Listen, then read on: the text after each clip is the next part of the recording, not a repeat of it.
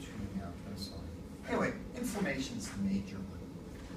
And as cortisol production increases, stress, there's a stress going on.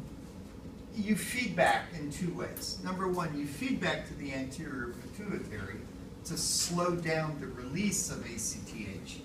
But then you have a feedback that goes to the hypothalamus to slow down the production of ACTH. So, it goes back to the hypothalamus, decreases the production of corticotropin release hormone, less ACTH. Pluses and minuses in here are positive feedback components and negative feedback. Remember, negative feedback decreases production of something, positive feedback increases the production of something. So, and for each of the hormones, we see similar mechanisms. So it's a neat group of interactions between the hypothalamus and the pituitary, and then between the pituitary and the entire body. So I think it's just really important for you to know what's going on there, because there are quite a number of disorders involving pituitary hormones and pituitary production. So, you're going to be confronted with patients that have those. While that's not necessarily, as adults, that's not necessarily going to affect cognition of your patients or their ability to do things. In children, a lot of times, when there are problems in these pathways, it does affect cognition. So, childhood pituitary disorders or hypothalamic disorders can lead to cognition issues, as well as the actual physiological problems involving various other organs. So, yeah. I don't know. No, that's about the hypothalamus and the pituitary. You should be able to label that. You should understand the development. You should understand, not that yet, we'll get back to that. This. All right?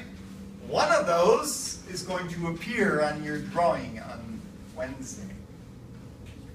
I will either ask you to do something with the hypophyseal portal system, showing me how the nuclei, etc., are involved, what's going on, something to do with naming the hypothalamic nuclei, or the development of the system. All right? Oh.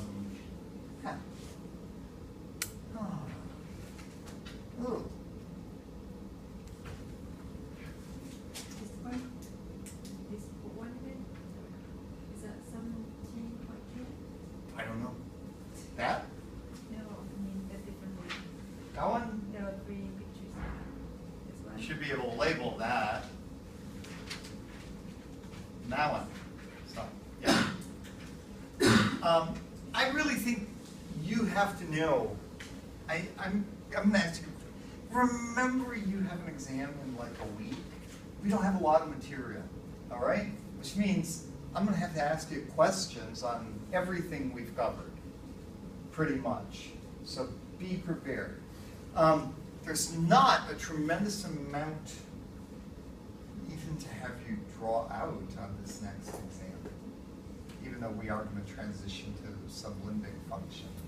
And actually, I think I want to do that transition tonight, just to go over some limbic stuff, because I want to have plenty of time on Thursday just to answer your questions and do some review. So, bear with me.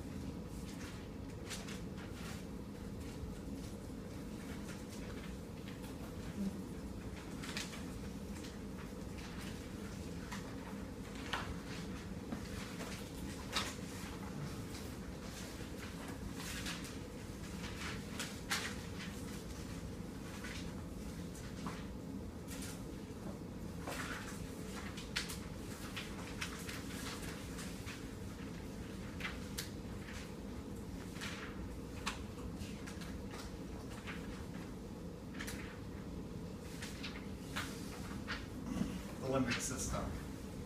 Limbic system is crazy. Limbic system is wild. Pretty complicated. The beauty of leaving the limbic system for the absolute end of the semester is that in reality the limbic system ties everything else together. Everything passes through the limbic system. All right? It surrounds the whole middle portion of the brain. We've got the thalamy in here. We've got the upper part of the reticular formation in there. So there's a lot going on. There's an interesting figure in your textbook that shows the interaction. So we have the brain stem here. We've got the thalamus, the basal forebrain, the basal ganglia. And everything else here is essentially limbic system surrounded. The cortices surround everything here. And even to get from the thalamus to the cortical areas, a lot of signals pass through the limbic system. The olfactory cortex is critical. The olfactory cortex we like to think of as a special sensation. But the reality is olfaction is a critical limbic sense. You make a lot of behavioral decisions based on smell. It's everything from dinner to relationships are based on scent. The amygdala, the formation of the amygdala and the hippocampus together involved with everything from fear and the reward system to memory and understanding how you learn. They interact with the hypothalamus. All of this interacts with the brainstem. There's a lot going on. Figure 18.1 in your book is, or table 18.1, is rather confusing when you first look at it. What I've done for you is I've divided it up into a left half and a right half. The left half are limbic components. The right half are a whole bunch of brain components that interact really closely with the limbic system. So with the limbic cortex, the cingulate gyrus is a critical component. It's huge. All right? It is the major component. But then we have the parahippocampal gyrus. This gyrus is critical for memory. We'll take a look at some of these in just a few minutes.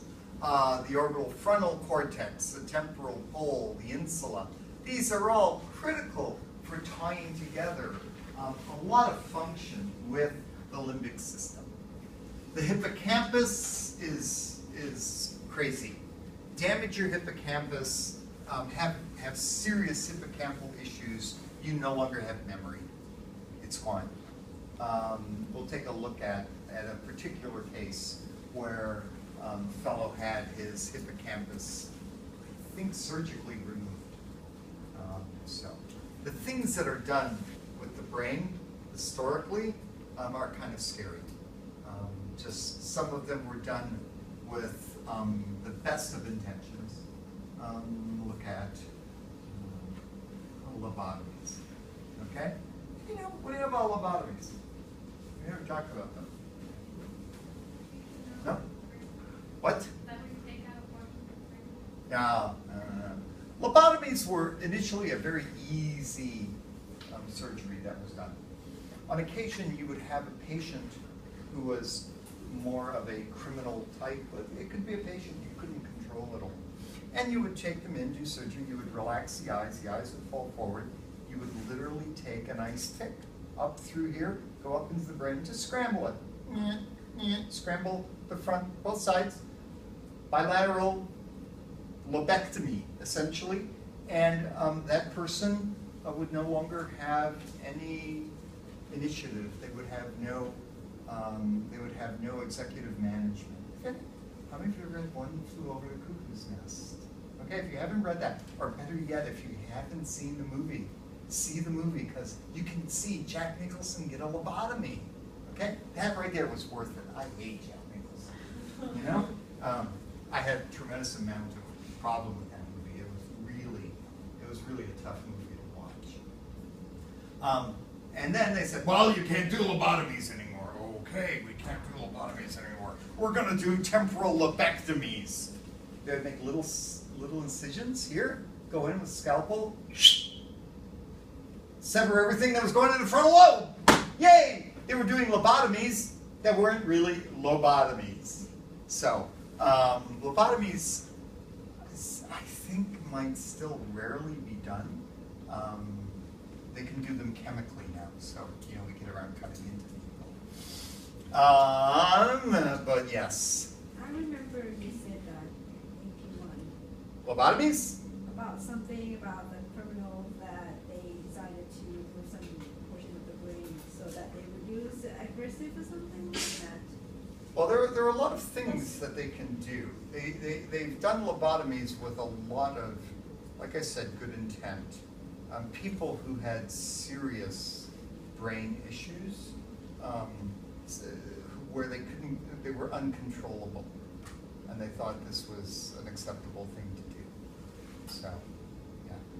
I would think most people that have had lobotomies done in general were, except maybe JFK's sister, were done to criminals or people who had tremendous uncontrollable urges.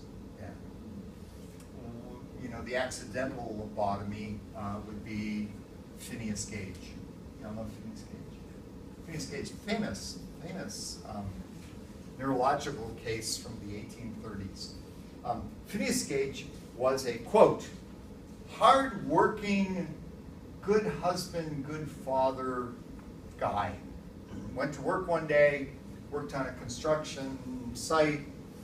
Back in the day, they didn't quite have dynamite the same way we did now. You would drill a hole into the thing you want to blow up. You would put in black powder, bring out a wick or for the fuse. You would put in sand, tamp it down. It was very important to tamp it, so you had a tamping iron.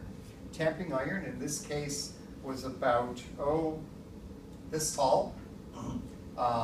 Spike on one end, so you could push the hole down, and then flat on the other end so you could tamp down. And very important to do everything in the right order.